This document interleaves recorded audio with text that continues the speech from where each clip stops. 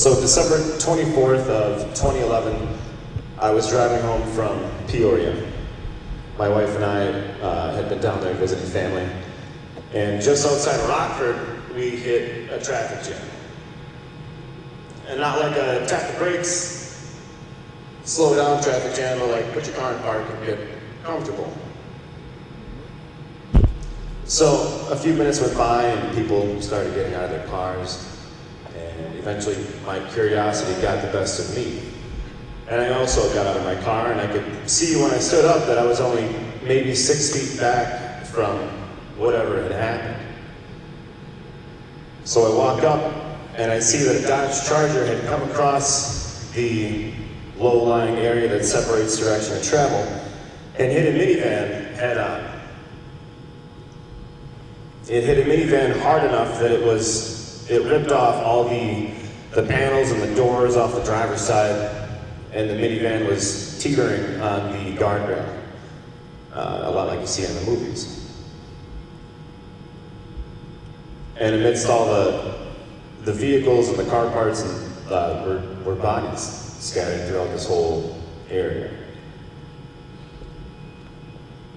And I don't know how long I stood there trying to process the chaos that laid in front of me, but it was December 24th in Northern Illinois. So I got cold and I thought, man, this is terrible. And I turned around and started walking back to my car. And I made it a few steps before I stopped and I realized that everybody who I had seen get out of their vehicle had all congregated at the edge of traffic and was also trying to take in this horrific scene. No first responders or firefighters were on the scene yet, but nobody was doing anything. So I turned around and I tried to remember everything from SABC. I wish I had paid more attention to SABC class. And I grabbed 2 people and I treated for shock. I grabbed 2 more people and treated for bleeding, CPR, all that. And eventually the paramedics came. I'm freezing at this point, and I got to go back to my car. And a lot of things stick with me from that experience, but one of the things that stands out is that there were so many people that were really willing to help out once they got that little nudge. And that's what I'm hoping that this training can be for all of us. It's just that little nudge. A couple of tools that you can have to act when you see something that you think might deserve your attention, that you could step in and help make that situation better. So we're going to do 2 things today. We're going to recap Green Dot, and then we're going to expand the application to suicide. So last year we had the metaphor of the map, right? Everybody remembers the map. This is a map of your community. It could be your base. Your community, however it is that you define that. And on that map, we have red dots, right? Who can tell me what a red dot is?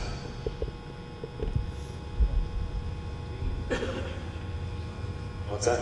Inappropriate. Your no zone. Inappropriate conduct. Somebody Sure. It's anytime that there's power-based personal violence, right? So that could be sexual assault, domestic violence, or stalking. And one of the things I want to clarify from last year is that people are not red dots. Does anybody not know what geotagging is? You take a photo with your phone and then like Google puts a pin on a map and that's exactly where that photo happened. It's just a snapshot and a location. That's exactly what dots are in this metaphor. It's not people, it's a choice. And red dots are a choice to do something bad, to sexually assault, do domestic violence, or stalk somebody. And also on this map, we have green dots. Who can tell me what a green dot is? Shut up. Yeah, somebody stepped in. Somebody wanted to do something right, because they saw a red dot happening, so they reacted to it. They tried to make it less likely that that red dot came to fruition, got on the map, right? And the concept is simple, is that if we can get enough green dots to outnumber and displace the red dots, then we can reduce the amount of power-based personal violence that happens in our communities. The synopsis of Green Dot is a 4-step prevention concept, which is recognizing red dots, understanding the barriers that we all have, thinking of realistic ways that we can react to those situations, and then being proactive. So step one is recognizing red dots. Who can give me some warning signs that you as a bystander might see for a sexual assault type red dot?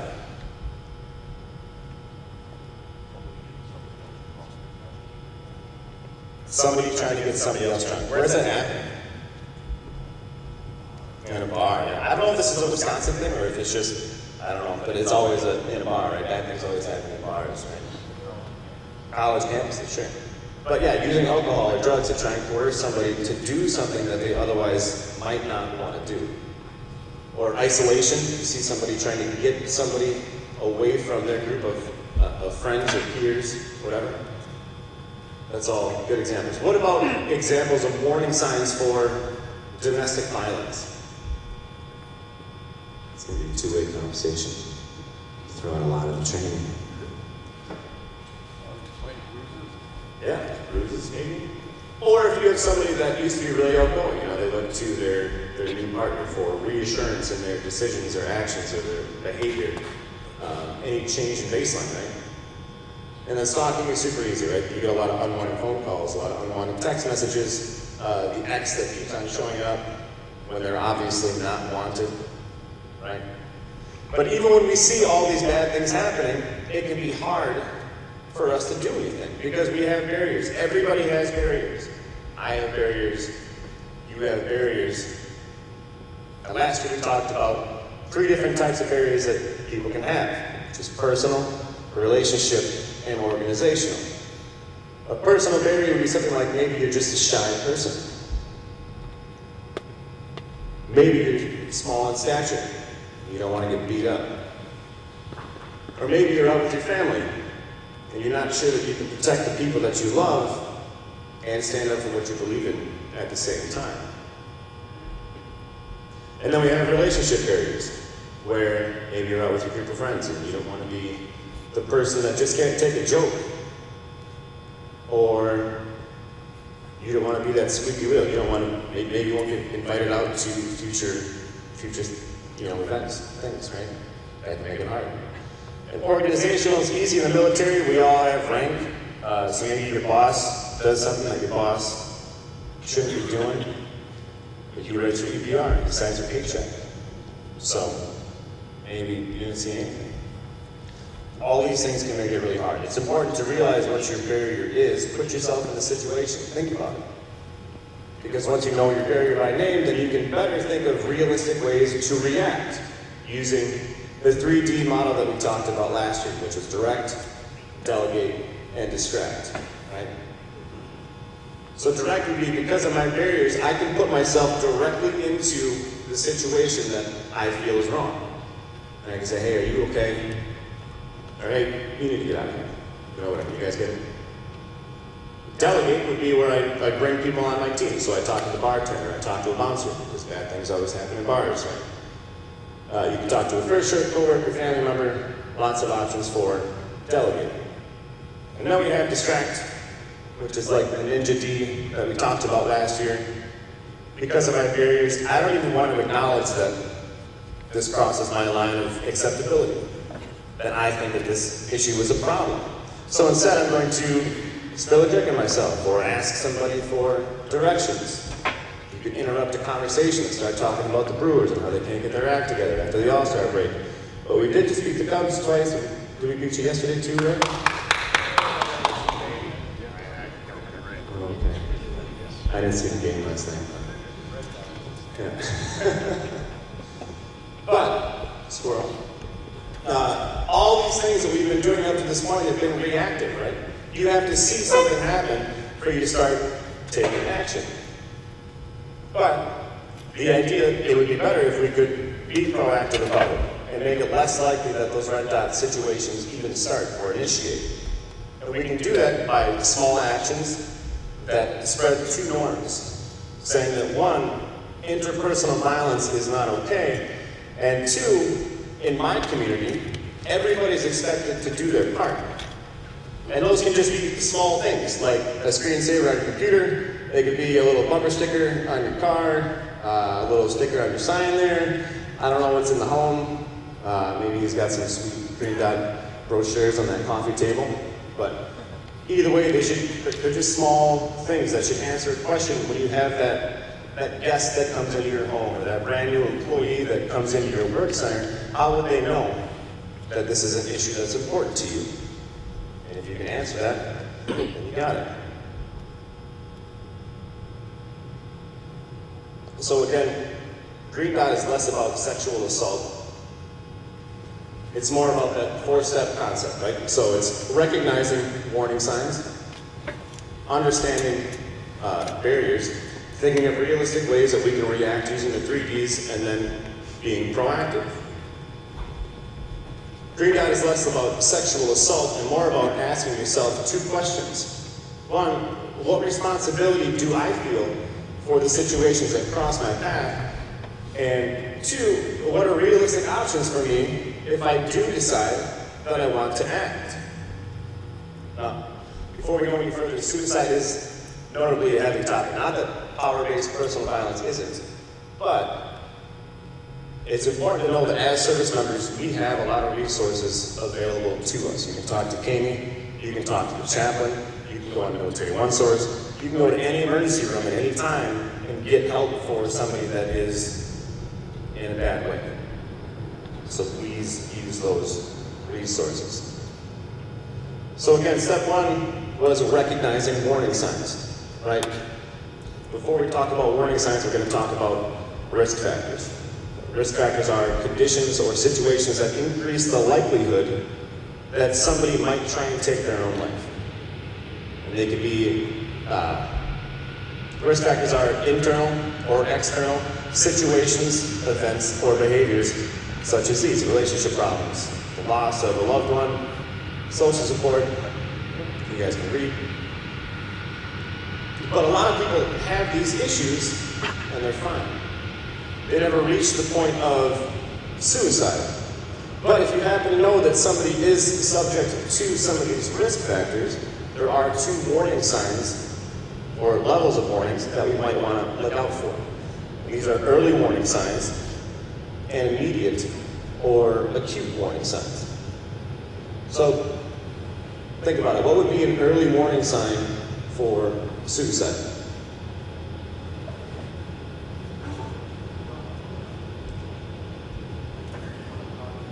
Yeah, somebody talking about it, maybe putting like questionable posts on Facebook or whatever. Anybody else? Giving their stuff away. Giving their stuff away. What's that? Giving their stuff away. Giving their stuff away? Yeah, I think that could also be early or immediate, maybe like in the middle somewhere. Yeah. A real change in their baseline, right? Maybe they started drinking a lot more. Maybe they used to be really social and all of a sudden they're really withdrawn.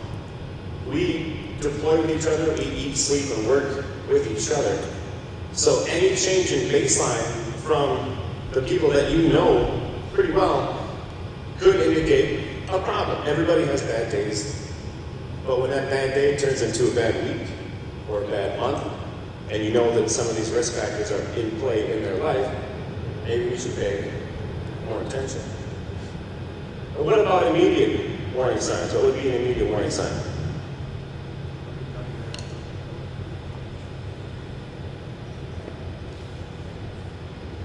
Somebody telling you that they're going to take their life, or somebody like planning it out. Maybe sourcing a means, saying goodbye, wrapping up loose ends, giving their stuff away. All of these are really good immediate warning signs. You guys remember the ACE cards that we got a few years back? Cool fighter pilot on it. It's the Ask Care Escort. If you ever come into a situation where somebody is exhibiting immediate warning signs, you cannot leave that person alone. Remove the means, if possible, and get them to help immediately. Do what you can. You cannot leave that person alone. But even when we see all of these warning signs, it can be hard. It can be really hard to do anything, right? Because we have barriers. We have barriers with suicide. Because what if you bring something up and then all of a sudden you planted that idea? And then you feel responsible for it later. What if you make the ask and you're wrong? And that's a really awkward conversation, right? Or what if you're right? And then you're caught up in the middle of this thing, and I'm the great guy, and I don't even feel like competent enough to handle that situation. Like, it freaks me out. I really hope I'm never in that situation. So there's a lot of barriers that we could encounter through the lens of suicide. But using the 3Ds, we can come up with realistic ways that we can react with it. So, going back to it was direct, delegate, and distract, right? So direct would be because of my barriers, I can go direct in there. And I feel that it's almost the best way. Making that ask, hey, are you thinking about hurting yourself? Are you thinking about killing yourself? Are you thinking about suicide? Are you going to commit suicide? All of those are questions that don't come out of your mouth naturally, right? Because somebody has to be in such a terrible place for you to even ask the question. And then you're really fearing the answer. Maybe it is yes, but it doesn't beat around the bush at all. It doesn't leave any room for question, which is why I like direct, but you can do what you can. Or we have delegate, right? Where you can bring other people onto your team. You can talk to your coworkers, you can talk to their family members, you can talk to their spouse if they're not one of the risk factors, right?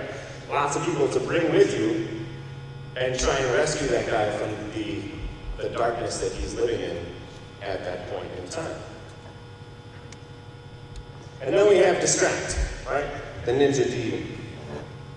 But with suicide, it's arguably a lot harder to distract. Because with every form of power-based personal violence, it's always an external event, right? But with suicide, it's internal. The entire struggle is inside that person's head. So how do you distract from an internal event? How would you do it? How do you distract somebody? Maybe they're, you can just start talking to them about sports and then kind of get to see what's going on. You have to be direct about what's happening. Sure. Just start talking to them. Anybody else?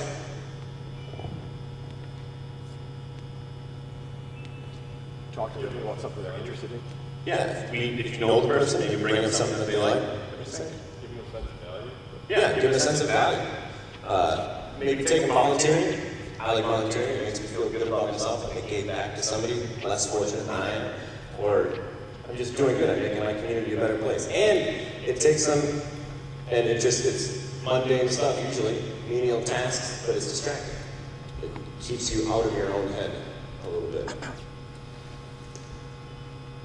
It's important to note that even if we see the warning signs, and we understand our barriers, and we think of realistic ways that we can try and help that person, we may not be able to stop every suicide. It's our responsibility as a community to recognize when our fellow community members are in that place, that bad, dark place, and try and bring them out. But if there is a suicide or attempt of suicide, it's no one individual person's fault for it. So just like with power-based personal violence, proactives, which is step 4, are designed to create or strengthen community norms and suicide protective factors. With suicide protective factors, we have creating a feeling of belongingness or inclusion, and creating a feeling like somebody is involved in something or contributing to something meaningful, right? And that can be, again, really small actions, just like the bumper sticker or the screensaver, but just like taking somebody out for a cup of coffee, grabbing a new guy at work and taking him out for lunch. Maybe just giving somebody a pat on the back and saying, hey, great job. I don't know where this place would be without you. And that all sounds like crap, right? Those are tiny little things, and it seems so distant from suicide. And the risk factors, like increased drinking or lack of social engagement are really easy to dismiss. And I know a ton of people that have money problems and have gone through divorce, and they've come out of it just fine. And it's not up until the most immediate warning signs, the whole path to suicide is extremely easy to dismiss, right? Hindsight's always 20/20. So is grabbing somebody for a cup of coffee or taking somebody out to lunch really going to stop a suicide? The answer is maybe. And to demonstrate that, I need 5 volunteers to come up front, preferably literate ones, because we're going to do some reading. Yep. Come on up. We got 2. We need to do like the Sesame Street counting game. I have a daughter.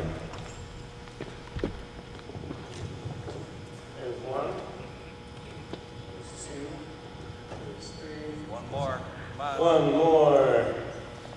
Come on, don't be bashful.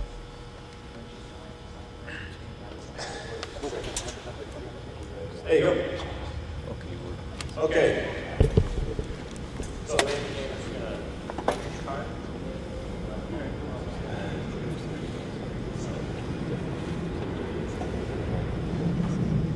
Alright. You show up to a friend's house uninvited because he refuses to take your calls and hasn't been to work in several days. You were concerned because his divorce was recently finalized. When he finally lets you in, he is drunk, disheveled, and the house is a mess. There are several bottles of pills on the counter, and your friend tells you he wants to kill himself. There is no hope for any relief from the pain of his life. He does not want to go on. think about that situation. Think about if you actually walked into that situation. What would you do? Do the ninja thing and make him go to the bathroom or something, throw his pills. Sure, throw his pills away.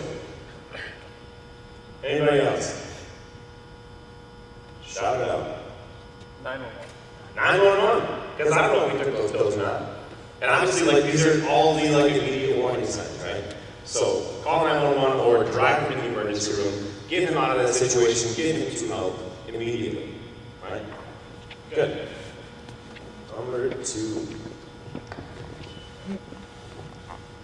Over the past month or so, you are getting increasingly worried about your friend. He is going through a separation from his wife, and the stress seems to be getting to him. He is drinking excessively. His performance at work is declining, and his mood is getting darker and more depressed. So how do you prevent 2 from getting here? How do you do it? Talk to us. Introduce him to a girl. Just went through divorce. But, what do you got? Check in with them from time to time. Yeah, definitely check in with him, let him know if you care. Lots of stuff, right? What are the warning signs we have on him? Don't take him drinking, for sure. Let's see, he's going through a separation from his wife. He's drinking all the time. His performance at work is garbage. Mood's getting darker and darker all the time, right? So, lots of warning signs. So just let him know if you care. Did you have something? I was going to say, we have an EPH. Yeah, take him to Cammy. For sure, right? Cammy's in the back. Number 3. Your friend has been talking to you about some marital problems he and his wife are experiencing. He talks about feeling stressed and helpless to fix things. You notice he has lost some weight and he's having angry outbursts that aren't typical for him. Other friends have noticed that he's not coming out socially as much as he used to. How do you prevent 3 from getting to 2?